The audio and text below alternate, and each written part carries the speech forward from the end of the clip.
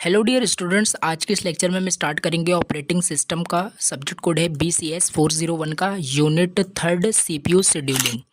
देखिए, हमने previous lecture में already unit first operating system का कंप्लीट कर लिया है, जो कि था आपका इंट्रोडक्शन। ठीक है, बेसिक चीज़ें जो थी ऑपरेटिंग सिस्टम सब्जेक्ट को पढ़ने से पहले जो हमें रिक्वायरमेंट थी, ऑपरेटिंग सिस्टम होता क्या है, इसके क्लासिफिकेशंस, फंक्शंस, जो बेसिक कंसेप्ट है और मोस्ट इंपॉर्टेंट यूनिट भी है। इसमें से भी 7 मार्क्स के क्वेश्चन बहुत ज़्यादा आपके एग्जाम में मिलेंगे। आई थिंक आपने कंप्लीट कर लिया होगा। ठीक है, बहुत ही डिटेल से, बहुत ही ईजी लैंग्वेज में, कुछ भी आपको यहाँ पे याद नहीं करना पड़ेगा। ये मैं आपको यहाँ पे 100% यहाँ पे बोल सकता हूँ। आपको चीज़ें समझ में आएगी, कंसेप्ट समझ में आएगा, क्या चीज़ें क्या है। ठीक है, तो जाके आप देख सकते हैं, चैनल पे अपलोडेड है। Now in this lecture we are going to start unit third of the subject operating system, and जो यूनिट का नाम है CPU शेड्यूलिंग। ठीक है, अब देखिए, एक रीज़न इसके पीछे है। यूनिट फर्स्ट हमने पहले पढ़ा, इसका हमने कंसेप्ट समझ लिया, ऑपरेटिंग सिस्टम होता क्या है, जो भी बेसिक सी रिक्वायरमेंट्स थी वो हमने समझ लिया है। ठीक है, अब हम जो मोस्ट इंपॉर्टेंट यूनिट है आपका CPU शेड्यूलिंग, हम ये स्टार्ट कर रहे हैं। यूनिट सेकंड अभी हम नहीं पढ़ेंगे। हम यूनिट थर्ड जब कंप्लीट कर लेंगे, देन उसके बाद हम यूनिट 2 स्टार्ट करेंगे। कुछ रीज़न है, वो रीज़न आपको आगे पता चलेगा, क्योंकि ये यूनिट पहला रीज़न तो ये यूनिट बहुत ज़्यादा इंपॉर्टेंट है। ठीक है, CPU शेड्यूलिंग, इससे बहुत ही मतलब न्यूमेरिकल टाइप के क्वेश्चन आपको एग्जाम में मिलते हैं, तो इंपॉर्टेंट आपका यूनिट है। चलिए पहले यूनिट को स्टार्ट करते हैं। इसका बेसिक पहले हम इसका डेफिनेशन समझेंगे कि CPU शेड्यूलिंग होता क्या है, और पहली चीज़ इस लेक्चर के अंदर हम देखेंगे प्रोसेस क्या होता है, प्रोसेस का कंसेप्ट क्या होता है, जो बेसिक रिक्वायरमेंट्स है इस यूनिट को पढ़ने से पहले। ठीक है, और 100% ये क्वेश्चन बहुत ही ज़्यादा इंपॉर्टेंट है।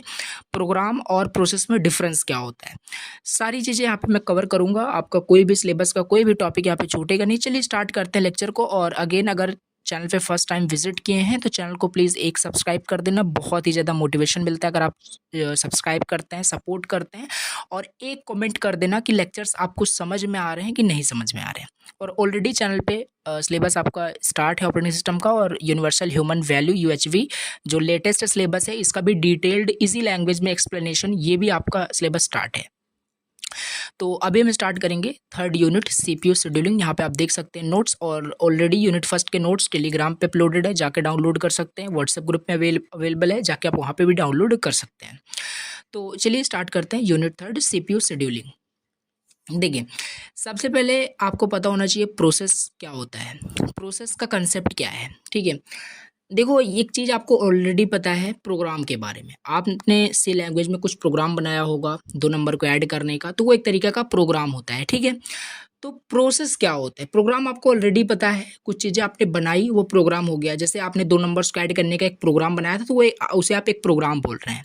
लेकिन वो प्रोसेस कब बनता है, कोई भी आपका जो प्रोग्राम होता है वो प्रोसेस में कन्वर्ट कब होता है। देखिए, आपको ये चीज़ ऑलरेडी पता होगा डेटा एंड इन्फॉर्मेशन के बारे में। देखो, बहुत अच्छे समझ में आएगा। पहले आप विद एग्जाम्पल समझ लीजिए, डिफिनीशन तो आपको अच्छे समझ में आ जाएगा। देखिए, डेटा क्या होता है, data is a collection of symbol, numeric words, alphabets, मतलब डेटा होता है। डेटा को जब हम प्रोसेस कर देते हैं तो वो क्या हो जाता है, इन्फॉर्मेशन हो जाता है। ठीक है, ऑलरेडी आपको पता है। उसी तरीके से जो प्रोग्राम आपका होता है, उस प्रोग्राम को अगर आप प्रोसेस कर देते हो, सॉरी, उस प्रोग्राम को जब आप प्रोसेस कर देते हो, यानी प्रोग्राम को जब एग्जीक्यूट कर देते हो, तो वो प्रोसेस बन जाता है। देखिए, आपने सी लैंग्वेज में कोई 2 नंबर्स को ऐड करने का प्रोग्राम बनाया। उस समय जब आपने बनाया, वो प्रोग्राम है। जब उसको जैसे कंपाइल एंड एग्जीक्यूट जैसे ही करते हो, तो वो जो एग्जीक्यूट होता है, देन उस टाइम पे वो प्रोग्राम ना होकर के वो प्रोसेस में कन्वर्ट हो जाता है। अभी अच्छे समझ में आएगा। ये तो मैं जस्ट आपको एक्सप्लेन कर रहा हूँ क्या प्रोग्राम, क्या प्रोसेस होता है। चलिए देखते हैं। देखिए, इन जनरल अगर बात करें, जो प्रोसेस होता है is a program in execution. देखिए, वही लिखा है जो मैंने आपको बताया। जो प्रोसेस होता है, अगर जनरली हम देखें, जो प्रोसेस होता है वो एक प्रोग्राम होता है। ठीक है, प्रोसेस बना कैसे, प्रोग्राम की हेल्प से ही प्रोसेस बना है। प्रोग्राम जब एग्जीक्यूट हो रहा है, प्रोग्राम रन कर रहा है, तभी ना प्रोसेस आपका क्रिएट हो रहा है, कि पहले प्रोसेस बन गया देन प्रोग्राम बना। आप खुद से समझ सकते हैं, पहले प्रोग्राम आपने बनाया, प्रोग्राम को एग्जीक्यूट किया, देन आपका प्रोसेस क्रिएट हुआ। ठीक है, जब आपने प्रोग्राम बना लिया, उसको एग्जीक्यूट जब कंपाइल करने आप गए, तभी तो आपका वहाँ पे जो आपका कंप्यूटर सिस्टम होता है उसे एग्जीक्यूट करता है, जो भी टास्क आपने, मतलब प्रोग्राम जो भी आपने बनाया है, तो वो प्रोसेस होता है। अभी आपको अच्छे से समझ में आएगा। तो यहाँ पे एक मतलब सेंटेंस वही लिखा है जो प्रोसेस होता है, एक प्रोग्राम ही होता है जो कि एग्जीक्यूशन के समय होता है आपका प्रोग्राम, वो चीज़ आपका प्रोसेस होता है। आगे देखिए, a program is not a process. समझिए, जो प्रोग्राम होता है वो प्रोसेस बाय डिफ़ॉल्ट नहीं होता है। जैसे आपने सी लैंग्वेज में कोई भी प्रोग्राम अपने 2 नंबर्स को ऐड करने के लिखा, ऐड करने के लिए आपने प्रोग्राम्स को लिखा, ठीक है? तो वो ऐसा नहीं कि जैसे आपने प्रोग्राम को लिख दिया, वो आपका बाय डिफ़ॉल्ट प्रोसेस में है, वो उसको बाय डिफ़ॉल्ट आप प्रोसेस बोल रहे हो। नहीं, जब आप उस प्रोग्राम को एग्ज़ीक्यूट करोगे, जब उस प्रोग्राम को आप एग्जीक्यूट करोगे, यानी एट रनिंग मोड में जब आपका वो प्रोग्राम चला जाएगा, देन वो प्रोसेस में कन्वर्ट हो पाएगा। तो ओवरऑल यहाँ पे लिखा है जो प्रोग्राम होता है वो बाय डिफ़ॉल्ट आपका प्रोसेस नहीं होता है, ठीक है? यहाँ पे वही लिखा है। अब program is a passive entity, ये पॉइंट याद रख के चलना है। पैसिव का मतलब क्या होता है आपको बताऊंगा क्या होता है। देखिए, जो प्रोग्राम होता है ये पैसिव एंटिटी होता है, और जो प्रोसेस होता है वो एक्टिव एंटिटी होता है, ठीक है? ये पैसिव एक्टिव क्या होता है आगे भी समझ में आएगा जब हम डिफरेंस देखेंगे। बाकी अभी एक पॉइंट्स बात आपको दिमाग में रखना है, जो प्रोग्राम होता है वो पैसिव एंटिटी होता है, जो प्रोसेस होता है वो एक्टिव एंटिटी होता है। अब पैसिव एंटिटी का मतलब क्या होता है, यहाँ पे लिखा है that is a file containing a list of instruction stored on disk secondary memory of and called an executable file. Passive entity का ये मतलब होता है कि जो मान लीजिए जो प्रोग्राम है, ठीक है, प्रोग्राम सिंपल सी बात है कंटेन करेगा बहुत सारे लाइन ऑफ कोड, ठीक है, सिंपल सी बात है। वहाँ पे मतलब जो फाइल्स होंगे containing a list of instructions, मतलब जो आपने प्रोग्राम बनाया उसमें सिंपल सी बात है प्रोग्राम क्या होता है, सेट ऑफ इंस्ट्रक्शन ही होता है, ठीक है? प्रोग्राम क्या होता है, सेट ऑफ इंस्ट्रक्शन ही होता है। वहाँ पे बहुत सारे आप प्रोग्राम सॉरी बहुत सारे लाइन ऑफ कोड लिखते हैं तब जाके एक प्रोग्राम बनता है, यानी सेट ऑफ इंस्ट्रक्शन जो होता है वो स्टोर्ड होता है कहाँ पे, सिंपल सी बात है, बिना मेमोरी में स्टोर किए हुए आप प्रोग्राम थोड़ी ना लिख पाओगे। पहले जो भी आप वहाँ पे प्रोग्राम लिखते हो, फाइल्स का नाम देते हो, वो फाइल्स आपकी कंप्यूटर्स के मेमोरी में सेव होती है। देन उस पे जब आप मतलब प्रोग्राम बनाते हो, लिखते जाते हो लाइन ऑफ कोड, तब जाके आपका एक कंप्लीट प्रोग्राम बनता है।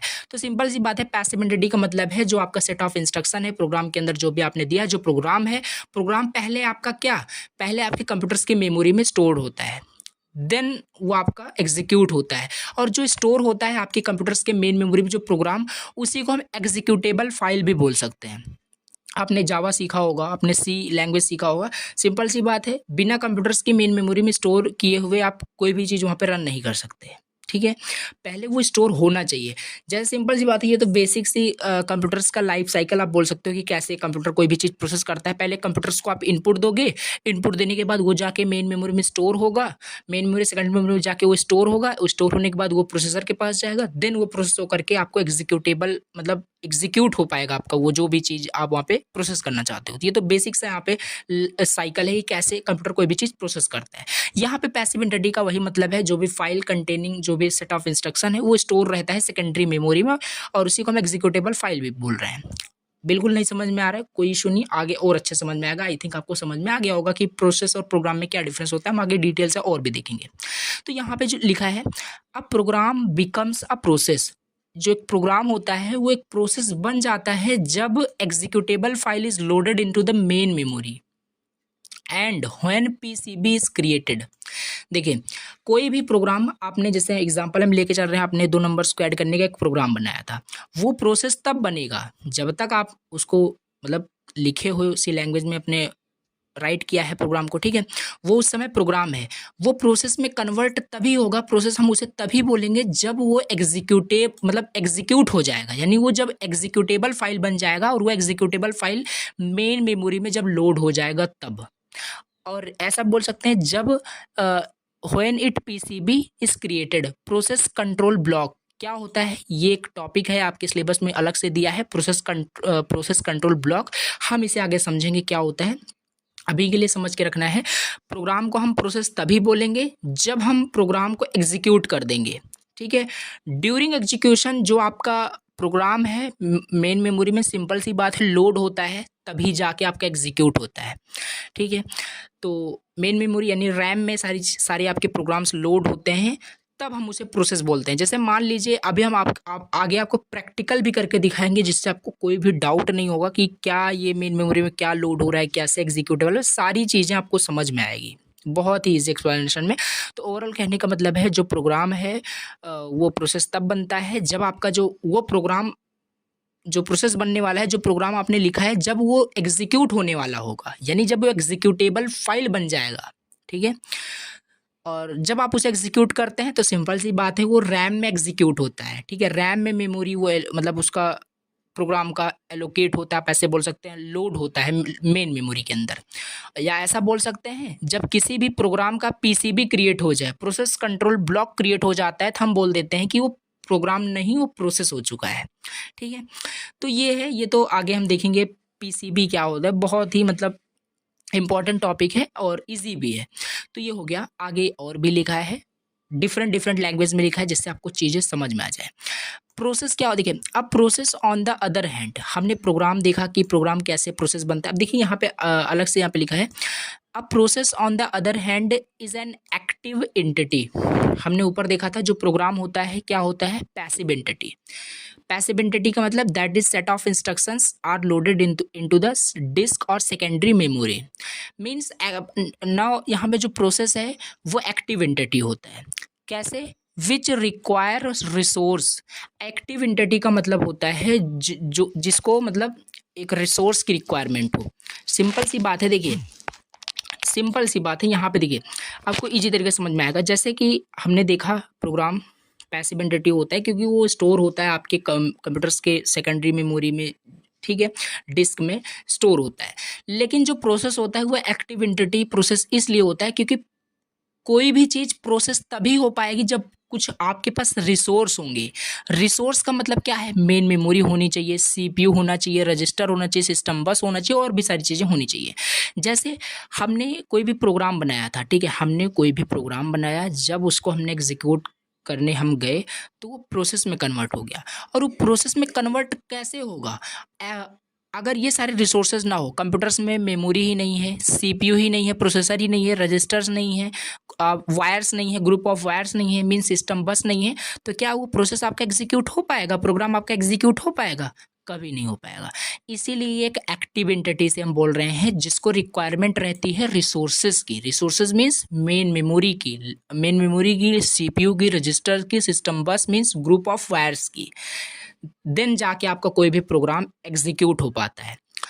प्रोग्राम तो कुछ नहीं है, प्रोग्राम आप किसी भी सॉफ्टवेयर की हेल्प से आप प्रोग्राम तो लिख दोगे, लिखने के बाद उसके आप सेव भी कर सकते हैं सेकेंडरी मेमोरी में, वही हमने देखा था पैसिव एंटिटी होता है।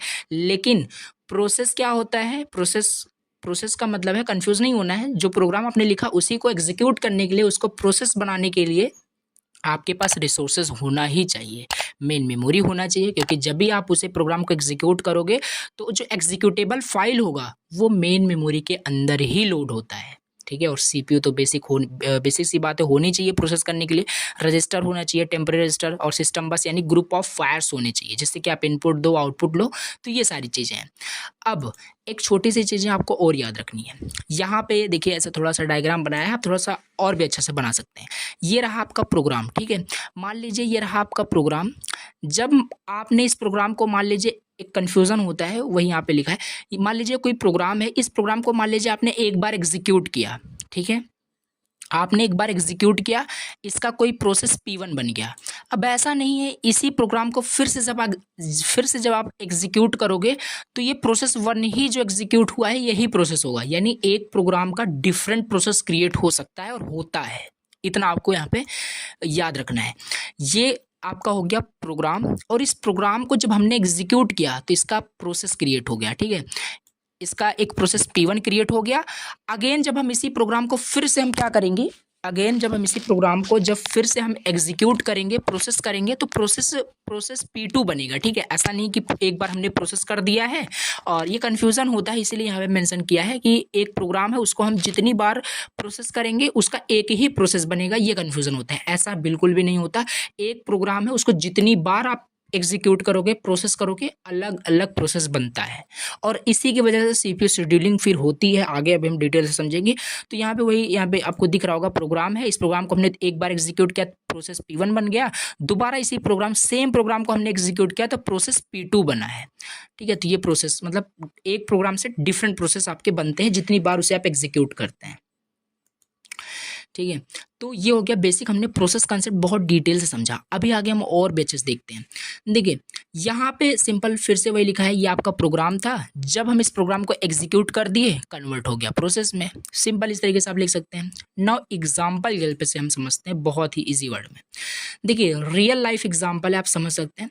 देखिए if a user has invoked many copies of web browser program, each copy will be treated as a separate process even though the text sections is same but the data heap of this text section are can vary। देखो इसमें simple सी मतलब चीज़ें यहाँ पे लिखा गया है। देखिए जैसे इसका चलिए लाइव एग्जांपल लेते हैं। जैसे यहाँ पे बोला जा रहा है कि इफ़ कोई यूज़र मान लीजिए अगर वो इन्वोक करता है many copies of the web browser program, each copy will treated as a separate process. देखिए सिंपल सी चीज़ है। देखिए जैसे मान लीजिए यहाँ पे हमने एक न्यू टैब ओपन कर दिया, ठीक है, एक सेकंड। यहाँ पे मान लीजिए हमने यहाँ पे अपने लैपटॉप में एक नया टैब ओपन कर दिया, ठीक है, एक और नया टैब हमने ओपन कर दिया, एक नया टैब ओपन कर दिया। तो यहाँ पे देखिए सिंपल जो लिखा है वही चीज़ यहाँ पे मैं फॉलो कर रहा हूँ। मतलब मल्टीपल कॉपीज यानी many copies of the web browser program, each copy will be treated as separate process. Simple सी बात है। इस टैब में हमने क्या किया, इस टैब में हम कुछ भी सर्च कर सकते हैं, ठीक है। इस टैब में मान लीजिए हम कुछ भी सर्च कर लेते हैं रैंडम, यहाँ पे मैं कुछ भी सर्च कर रहा हूँ। तो यहाँ पे आप देख सकते हैं यहाँ पे हमने डिफरेंट टैब में डिफरेंट चीज़ें यहाँ पे सर्च कर दिया। तो ऐसा तो है नहीं कि एक ही प्रोग्राम है तो आपका मतलब डिफरेंट यहाँ पे सिंपल ओवरऑल कहने का ये मतलब है। यहाँ पे देखिए मल्टीपल प्रोसेस यहाँ पे आपका वर्क कर रहा है, ठीक है। इसमें भी हम डिफरेंट प्रोसेस रन कर सकते हैं। तो यहाँ पे जो लिखा है फॉर एग्जांपल में if a user has invoked many copies of the web browser, चलिए ठीक है, each copy will be treated as separate process. तो ईच कॉपी सिंपल सी बात है, जितनी भी कॉपीज है ये सेपरेट प्रोसेस मतलब इसको काउंट किया जाएगा। ये सेपरेट प्रोसेस है, ये सेपरेट प्रोसेस है, ये सेपरेट प्रोसेस। ऐसा नहीं कि एक ही यहाँ पे हमने मतलब प्रोग्राम में ओपन किया है तो ऐसा नहीं कि वो मतलब सेम ही आपका प्रोसेस एग्जीक्यूट होगा। जो ऊपर लिखा है वही यहाँ पे वेरीफाई हो रहा है कि ये भी डिफरेंट प्रोसेस में एग्जीक्यूट हो रहा होगा। सीपीयू एग्जीक्यूट कर रहा है, कोई भी चीज़ मैं सर्च कर रहा हूँ ये डिफरेंट हो रहा है। यहाँ पे मैं वीडियोस भी प्ले कर सकता हूँ। तो ये चीज़ें हैं यहाँ पे जो लिखी हैं नोट्स में। तो ये हो गया, ठीक है। आप इसे देख सकते हो। इसका अलग अलग मान लीजिए इसमें मैं कुछ सर्च कर रहा हूँ तो ये चीज़ जो भी मैं सर्च कर रहा हूँ, जो भी डाउनलोड कर रहा हूँ, ये जाके मेमोरी में स्टोर हो रहा होगा। यहाँ पर मान लीजिए कुछ मैं अपलोडिंग का काम कर रहा हूँ तो यहाँ पर जाके एक अलग से एक मेमोरी बनेगी। तो दोनों डिफरेंट आपके प्रोसेस यहाँ पे हैं, ठीक है। तो ओवरऑल यही यहाँ पे है। अब यहाँ पे आगे थोड़ा सा देख लेते हैं। देखिए जो प्रोसेस होता है, देखिए जो प्रोसेस होता है वो कुछ सेक्शन से मिलकर बना होता है। क्या क्या सेक्शन से मिलकर बना होता है वही हमें देखना है। देखिए अब process consist of following sections, ठीक है। जो प्रोसेस होता है कुछ सेक्शन से मिलकर बना होता है। देखिए ये आपको डायग्राम बनाना है सिंपल। अब पहला यहाँ पे टेक्स्ट सेक्शन होता है, स्टैक होता है, डेटा सेक्शन होता है और हीप होता है। 4 यहाँ पे सेक्शंस आपके बेसिक कोई किसी भी प्रोसेस के आपके होते हैं, ठीक है। तो ये डायग्राम आपको बना, देखिए इसको समझते हैं। टेक्स्ट सेक्शन क्या होता है, टेक्स्ट सेक्शन क्या होता है, ठीक है। प्रोसेस जो होता है फॉलोइंग मतलब सेक्शंस से कंसिस्ट रहता है, जिसमें कि पहला आपका टेक्स्ट सेक्शन है। टेक्स्ट सेक्शन क्या होता है, also known as program code. Simple सी बात है, आपने जो प्रोग्राम बनाया 2 नंबर को ऐड करने का, उसमें टेक्स्ट का यूज़ करके ही ना तो आपने कोड लिखा है, तो वो आपका टेक्स्ट सेक्शन हो गया। यानी वो भले ही प्रोग्राम अभी आप उसे बोल रहे हो, उसको करना तो एग्जीक्यूट ही है और वो बनेगा तो प्रोसेस ही, ठीक है। तो वो ओवरऑल कहने का मतलब है एक टेक्स्ट सेक्शन होता है। जैसे ये जो प्रोसेस अभी यहाँ पे रन कर रहा है, यहाँ पे जो टैब का मैंने एग्जांपल दिया, इसमें मैंने ये टेक्स्ट सेक्शन आपका ये हो जाएगा। मैंने कुछ टेक्स्ट यहाँ पे दिया तो ये भी आपका एक प्रोसेस का पार्ट हो जाएगा, ठीक है। तो सेक्शन हो जाएगा प्रोसेस का। तो टेक्स्ट सेक्शन ये हो गया। आपको 1-2 लाइन में यहाँ पे लिखना है क्या टेक्स्ट सेक्शन क्या है। यहाँ पे also known as program code. Program का जो कोड होता है वही टेक्स्ट सेक्शन होता है। स्टैक क्या होता है, ऑलरेडी आपको पता है स्टैक क्या होता है, which contains the temporary data function parameter returns address and local variables, ठीक है। अब देखिए एक एग्जांपल में आपको और अच्छे से ये स्टैक का मतलब क्या होता है। देखिए बहुत ही मतलब यहाँ से हम बहुत ज़्यादा प्रैक्टिकल यहाँ पे हम समझने वाले हैं क्या चीज़ें कैसी हैं। मान लीजिए यहीं पे हम कुछ और सर्च कर लेते हैं, ठीक है। एक सेकंड, यहाँ पे मैं कुछ भी रैंडम यहाँ पे सर्च कर लेता हूँ। देखिए मैंने यहाँ पे कुछ डिफरेंट यहाँ पे कुछ सर्च कर लिया रैंडम से। यहाँ पे मैंने कीबोर्ड से की प्रेस किया, कुछ सर्च किया, ये एग्जीक्यूट हुआ आपका प्रोसेस ही, यानी ये प्रोसेस चल रहा है। कुछ भी यहाँ पे मैं स्क्रॉल कर रहा हूँ, रन कर, ये प्रोसेस आपका है, ठीक है। अब स्टैक का क्या मतलब होता है, जो भी यहाँ पे हम प्रोसेस में रन कर रहे हैं, जो भी हम यहाँ पे रन कर रहे हैं, ठीक है, प्रोग्राम को, ये स्टैक में स्टोर होता है। क्योंकि स्टैक क्या होता है, लास्ट इन फर्स्ट आउट। देखिए मैं यहाँ पे बैक करूँगा, नोटिस करना, यहाँ पे मैंने बैक किया, यहाँ पे आ गया, ठीक है, तो ये स्टैक में स्टोर रहता है। जो लास्ट में हमने जो फर्स्ट इन हुआ था, फर्स्ट कौन सा इन हुआ था, ये जब हमने सर्च किया था, आपने देखा होगा, यही हमने पहले सर्च किया था, तो ये लास्ट में आउट हुआ। पहले कौन सा आउट हुआ, पहले ये वाला आउट हुआ। तो ये स्टैक में जो देखिए, जो मैं बैक कर रहा हूँ तो ये आ जा रहा है, तो ये कहीं ना कहीं स्टैक से आप रिलेट करिए। स्टैक में ये चीज़ें स्टोर होती हैं टेम्पररी, ठीक है, तो ये प्रोसेस का पार्ट हो जाएगा, सेक्शन हो जाएगा, आप समझ सकते हैं। और डेटा सेक्शन क्या होता है, देखिए डेटा सेक्शन में कंटेनिंग ग्लोबल वेरिएबल्स।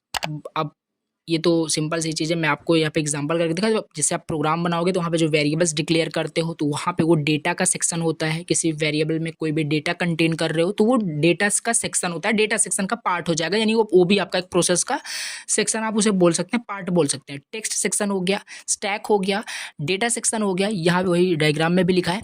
और हीप क्या होता है, देखिए heap which is memory dynamically allocated during process run time. इसका एक अच्छा एग्जाम्पल है, आप लिंक्ड लिस्ट जब भी पढ़े होंगे तो वहाँ पे मेमोरी जो होती है डायनेमिकली एलोकेट होती है। तो वहाँ पे जो आप लिंक्ड लिस्ट क्रिएट करते हैं, कोई भी नोड क्रिएट करते हैं, तो वो भी हीप में स्टोर होता है, ठीक है। डायनेमिकली जो मेमोरी एलोकेशन होता है वो हीप में होता है। तो ये आप समझ सकते हैं, कोई भी जो प्रोसेस होता है, और प्रोग्राम को ही हम प्रोसेस बोल रहे हैं क्योंकि प्रोग्राम को हमें एग्जीक्यूट करना है। तो प्रोग्राम जो है किस किस पार्ट से मिलकर बना होता है वही आपको एक्सप्लेन करना है, क्योंकि प्रोग्राम आपका प्रोसेस ही होता है। क्योंकि हम प्रोग्राम को तभी बनाते हैं क्योंकि हमें प्रोग्राम को एग्जीक्यूट करना है। हम सिंपल सी बात है, 10 नंबर को ऐड करने का हम प्रोग्राम बनाए हैं, तो उसे हम एग्जीक्यूट करके देखेंगे। तो एग्जीक्यूट जब करेंगे तो वो प्रोसेस उसको बनना ही बनना है। तो यहाँ पे ओवरऑल यही 4 आपके सेक्शंस थे। नाउ अब मूव करते हैं अगले टॉपिक पे, जो कि आपका difference between program and process. देखिए इंपॉर्टेंट क्वेश्चन है, आपसे पूछा जा सकता है प्रोसेस क्या होता है, प्रोसेस कितने सेक्शन से मिलकर बने होते हैं, या difference between program and process करके इस तरीके से क्वेश्चंस एग्जाम में आए हुए हैं। अब इसका टेबल फॉर्म में हम डिफरेंस देख लेते हैं, क्या होता है प्रोग्राम, क्या होता है प्रोसेस। इसके पॉइंट वाइज हम क्या करेंगे, इसकी डेफिनेशन देखेंगे। तो देखिए पॉइंट्स में पहला आप डेफिनेशन लिख सकते हैं, प्रोग्राम की डेफिनेशन लिख सकते हैं, प्रोसेस की डेफिनेशन लिख सकते हैं। प्रोग्राम क्या होता है, program set of instruction to perform a task. Program simple सी बात है, कोई भी प्रोग्राम जैसे आपने बनाया 2 नंबर का ऐड करने का, तो सेट ऑफ इंस्ट्रक्शन ही आपने दिया है, ठीक है, तो वो यहाँ पे मतलब सेट ऑफ इंस्ट्रक्शन आपका प्रोग्राम होता है। इसका आप डेफिनेशन लिख सकते हैं, set of instructions to perform a task. किसी भी टास्क को परफॉर्म करने के लिए जो हम सेट ऑफ इंस्ट्रक्शन देते हैं उसी को हम प्रोग्राम बोलते हैं, ऑलरेडी आपको पता है। और प्रोसेस तो अभी हमने देखा, ठीक है, प्रोसेस को तो अभी हमने समझा। आप लिख सकते हैं, जब भी हम प्रोग्राम को एग्जीक्यूट कर देते हैं प्रोसेस में कन्वर्ट हो जाता है, यानी प्रोग्राम इन एग्जीक्यूशन के समय जो प्रोग्राम होता है वही होता है आपका प्रोसेस, ठीक है। ऐसे आप डेफिनेशन लिख सकते हैं। स्टेट क्या होता है, देखिए स्टेट मतलब जो प्रोग्राम जो होता है वो आपका स्टैटिक होता है। Static means exist as code on disk और इन स्टोरेज। क्योंकि जो प्रोग्राम होता है वो आपके सेकेंडरी डिस्क, सेकेंडरी मेमोरी में स्टोर होता है, तभी वो प्रोसेस में कन्वर्ट होता है, यानी एग्जीक्यूट होता है। तो स्टेट इसका जो होता है वो आप बोल सकते हो स्टैटिक होता है। और जो भी प्रोसेस होता है ये डायनेमिक होता है, यानी ये मेन मेमोरी में सारी चीज़ें आपका रन होता है। जो भी प्रोग्राम होता है exist in memory and has a state running waiting. और जो प्रोसेस का जो स्टेट होता है वो रनिंग का होता है, क्योंकि कोई भी चीज़ प्रोसेस हो रही है यानी वो रन कर रहा है। और ड्यूरिंग रनिंग कुछ वहाँ पे इनपुट, एज आ इनपुट कुछ वेटिंग भी होगा। हम आगे पढ़ेंगे क्या होता है वेटिंग, शेड्यूलिंग, जो भी होगा हम आगे भी देखेंगे। तो ओवरऑल यहाँ पे जो स्टेट होता है आप ये भी याद कर सकते हैं, प्रोग्राम का स्टेट स्टैटिक होता है, मीन्स क्योंकि प्रोग्राम आपके कंप्यूटर डिस्क में स्टोर होते हैं सॉरी। और जो प्रोसेस होता है वो आपका डायनेमिक होता है, बिकॉज वो मेन मेमोरी में एग्जिस्ट करता है। और रनिंग जैसे वेटिंग ये सारे आप यहाँ पे लिख सकते हैं। अब इसमें हम देख सकते हैं रिसोर्सेज। सिंपल सी बात है, ऊपर हमने देखा प्रोसेस को रिसोर्सेज की रिक्वायरमेंट होती है, अभी तक यहाँ पे याद है, ठीक है। तो इस तरीके से यहाँ पे आप समझ सकते हैं। आपने अगर शुरुआत के अच्छे समझ लिए तो आप डिफरेंस खुद से भी लिख सकते हैं। प्रोग्राम कोई भी यहाँ पे रिसोर्सेज की रिक्वायरमेंट नहीं होती है जब इसे रन नहीं होना है। तो मतलब कि जो रिसोर्सेज है प्रोग्राम को does not require system resources. System resources की इसकी ज़रूरत नहीं होती है व्हेन नॉट रनिंग, ठीक है। लेकिन प्रोसेस को ज़रूरत होती है सिस्टम रिसोर्सेज की, like main memory, CPU register, system बस, इन सब चीज़ों की रिक्वायरमेंट होती है प्रोसेस को। एंड नेक्स्ट पॉइंट यहाँ पर आप लिख सकते हैं इंटरेक्शन। इंटरेक्शन में आप लिख सकते हैं प्रोग्राम क्या होता है, प्रोग्राम को यूज़र लॉन्च करता है, ठीक है। सिंपल सी बात है, आप पढ़ रहे हो ऑपरेटिंग सिस्टम सब्जेक्ट पढ़ रहे हो तो इंटरेक्शन एक पॉइंट आपका हो जाएगा। यूज़र जो है क्रिएट करता है प्रोग्राम को, लॉन्च करता है प्रोग्राम को, और जो प्रोसेस होता है वो मैनेज होता है ऑपरेटिंग सिस्टम के जरिए, ठीक है। प्रोग्राम तो यूज़र बनाएगा, यूज़र क्रिएट करेगा, यूज़र लॉन्च करेगा, बट मैनेज होगा ऑपरेटिंग सिस्टम के थ्रू। तो ये वही लिखा हुआ है। एग्जीक्यूशन आप लिख सकते हैं, नेक्स्ट पॉइंट एग्जीक्यूशन। एग्जीक्यूशन क्या है, पैसिव होता है। सिंपल सी बात, हमने देखा था प्रोग्राम क्या होता है, पैसिव इंटिटी। इसीलिए मैंने बोला छोटे छोटे पॉइंट्स आपको याद रखने हैं जिससे डिफरेंस बनाने में आपको इजी होगा। जो आपका एग्जीक्यूशन में आप लिख सकते हैं ये आपका पैसिव इंटिटी होता है, क्योंकि ये सेकेंडरी मेमोरी में ये रिसाइड करता है, यानी कि जो प्रोग्राम होता है सेकेंडरी मेमोरी में स्टोर होता है। और ये आपका एक्टिव होता है, एक्टिव इंटिटी, क्योंकि मेन मेमोरी और जो भी रिसोर्सेज को रिक्वायरमेंट होती है ऑलरेडी आपको पता है। और एग्जाम्पल यहाँ पे आप लिख सकते हैं, प्रोग्राम का एग्जाम्पल क्या हो जाएगा, माइक्रोसॉफ्ट वर्ड हो जाएगा। अभी जिस पे ये आप लेक्चर देख रहे हो क्रोम ब्राउज़र, ठीक है, तो ये भी आपका एक प्रोग्राम हो जाएगा। ये हालांकि एप्लीकेशन है, बट एप्लीकेशन क्या होता है, सेट ऑफ प्रोग्राम ही होता है। प्रोग्राम डिफरेंट डिफरेंट प्रोग्राम से आपके एप्लीकेशंस बनते हैं, तो ये माइक्रोसॉफ्ट वर्ड भी एक प्रोग्राम का एग्जाम्पल हो जाएगा। प्रोसेस क्या हो जाएगा, प्रोसेस आपका ये हो जाएगा Microsoft Word running with a document open. Simple सी बात है, देखिए माइक्रोसॉफ्ट वर्ड में आप कोई काम कर रहे हैं, कोई डॉक्यूमेंट बना रहे हैं, तो देन उस समय आपका वो प्रोग्राम नहीं है, उस समय वो प्रोसेस है, क्योंकि उसमें आप कुछ काम कर रहे हैं, वो एग्जीक्यूट हो रहा है, बैकग्राउंड में चल रहा है। जैसे अभी यहाँ पे मैं ये रन कर रहा हूँ, यहाँ पे देखिए जैसे मैंने आपको ओपन करके दिखाया था, ये रन कर रहा हूँ, तो ये एक प्रोसेस यहाँ पे चल रहा है, ये प्रोसेस एक चल रहा है, तो ये डिफरेंट डिफरेंट प्रोसेस इसके अंदर चल रहे हैं, तो ये आप लिख सकते हैं। और एट रनिंग या एट वेटिंग मोड में जो भी आपका प्रोग्राम होता है, जो भी प्रोसेस होता है, उसी को हम प्रोसेस बोलते हैं। और आई थिंक आपको समझ में आ गया होगा। और लाइफ साइकिल आप लिख सकते हैं, एक अलग सा पॉइंट। लाइफ साइकिल का क्या मतलब होता है, डज नॉट चेंज, सॉरी यहाँ पे स्पेलिंग करेक्ट करिएगा, does not change stored on disk. और प्रोग्राम जो होता है वो चेंज नहीं होता है, प्रोग्राम जो होता है वो चेंज नहीं होता है, क्योंकि वो आपके सेकेंडरी डिस्क पर स्टोर रहता है, वो आपका स्टैटिक होता है। ऑलरेडी आपने स्टैट देखा, स्टैटिक का मतलब चेंज नहीं होता है। और प्रोसेस जो होता है डायनेमिक होता है, यानी वो आपका चेंज भी हो सकता है according to that your program, जो भी आपने सेट ऑफ प्रोग्राम जो भी लिखा है, सेट ऑफ इंस्ट्रक्शन जो लिखा है, किस तरीके से आपने कोड लिखा है, कहाँ पे क्या चीज़ें एक्सेप्ट करानी है, क्या क्रिएशन करना है, क्या डिलीशन करना है, क्या एग्जीक्यूशन करना है, क्या टर्मिनेशन करना है, ये आपके प्रोग्राम पे जो भी आपने सेट ऑफ इंस्ट्रक्शन दिया उस पर डिपेंड करता है। तो इसीलिए ये डायनेमिक होता है। लाइफ साइकिल यही हो जाएगा आपका, ठीक है। तो ये बेसिक से डिफरेंस था आपके प्रोग्राम एंड प्रोसेस में।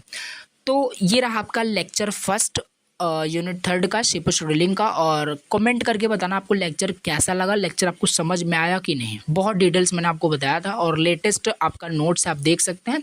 और अब नेक्स्ट लेक्चर के अंदर हम अपना अगला टॉपिक देखेंगे प्रोसेस का, जो कि मोस्ट इम्पोर्टेंट टॉपिक है। और ये रहा आपका सिलेबस, और सिलेबस का ही आपका पार्ट चल रहा है। यहाँ पे हमने क्या किया, पहले कंसेप्ट समझा प्रोसेस का, आप शेड्यूलिंग का कंसेप्ट हम देखेंगे। और यहाँ पे देखिए जो प्रोसेस कंट्रोल ब्लॉक है, ये भी आपका टॉपिक है, ये भी हम डिस्कस करेंगे। ओवरऑल आपका सारा टॉपिक डिस्कस होगा।